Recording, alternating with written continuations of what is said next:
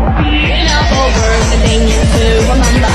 The things start to tumble to the sound of the drums. Oh boy, there ain't no need to fight a time.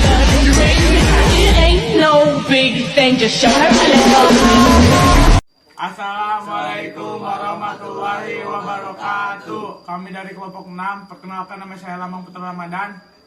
Saya Jawa Kurniawan, saya Chandri Saputra. Saya Abi Prasetya. Kami akan memberitakan atau menginformasikan tentang pengangguran di Indonesia.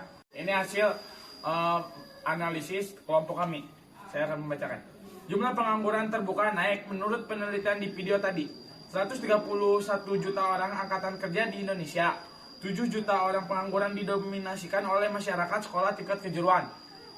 11,24% lulusan SMA, 7,95% lulusan diplomatika, 6,2% dan lulusan universitas 5,85%. SMP 4,80% dan SD 2,43%.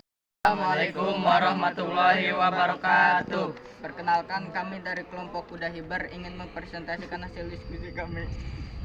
Yang pertama kami akan memperkenalkan diri dulu. Yang pertama, nama saya Herul Arifin. Perkenalkan, nama saya Nur Hasim. Perkenalkan, nama saya Andika Saputra. Perkenalkan, nama saya Raja Pratama. Kami di sini akan mempresentasikan hasil diskusi kami tentang pendapatan nasional. Pendapatan nasional yang diterima oleh semua orang dalam satu negara. Konsep pendapatan nasional. Komponen pendapatan nasional adalah pendapatan siap dibelanjakan atau disingkat dan merupakan pandangan digunakan dalam membeli barang dan jasa konsumsi. Kemudian bila terdapat sisa akan menjadi tabungan dalam produk investasi. Metode penghitungan pendapatan nasional. Metode penghitungan pendapatan nasional adalah merupakan salah satu cara untuk menentukan jumlah atau besar dari nilai pendapatan tersebut. Selain itu, mengetahui jumlah pendapatan suatu negara, metode perhitungan pendapatan nasional juga bisa dijadikan oleh evaluasi.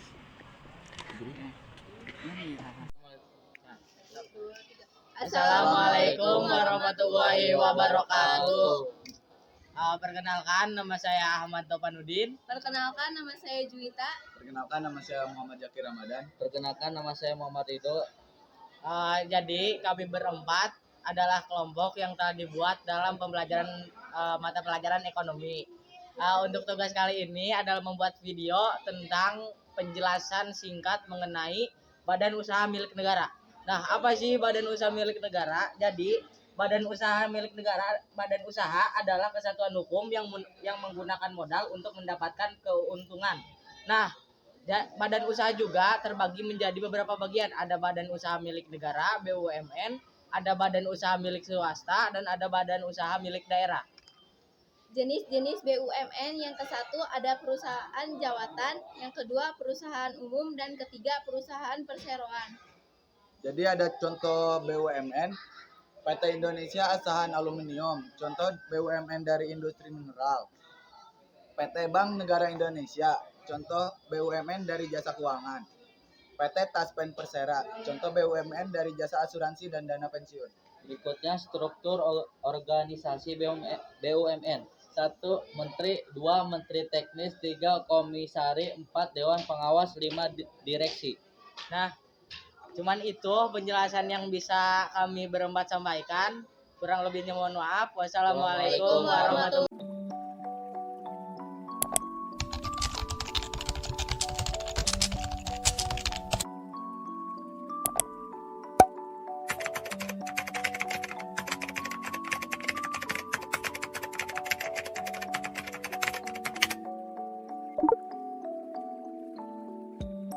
Assalamualaikum warahmatullahi wabarakatuh. Perkenalkan, kami dari kelompok 4 bisnis akan mempresentasikan ketenagakerjaan di Indonesia. Perkenalkan, nama saya Febiola. Saya Desi Ayu Pratiwi. Saya Siti Nurmawada. Saya Aulia Oktaviani. Saya Soraya. Badan Pusat Statistik atau BPS mencatat dari 131 juta orang angkatan kerja di Indonesia sebanyak 5,34% atau 7 juta orang diantaranya merupakan pengangguran terbuka. Kepala BPS Suharyanto seperti dikutip dari detik.com menyatakan angka pengangguran sebanyak 7 juta orang didominasi oleh masyarakat lulusan sekolah menengah kejuruan sebanyak 11,24%. Lulusan SMA 7,95%, lulusan diplomatika 6,02%, universitas 5,89%, SMP 4,80%, sekolah dasar sebanyak 2,43%. Jumlah penduduk usia kerja di Indonesia sebanyak 1.904,78 juta orang. 131 juta orang merupakan angkatan kerja sementara. 63,77 juta orang bukan angkatan kerja. Dari 131 juta orang angkatan kerja tersebut, 124 juta orang kerja sementara. 7 juta orang merupakan pengangguran. Badan Pusat Statistik tercatat dari 7 juta pengangguran terbanyak berada di Provinsi Banten sebesar 8,52% atau sebesar 594.600 orang. Sementara paling rendah di Provinsi Bali 1,37% atau sebanyak 95,500 orang.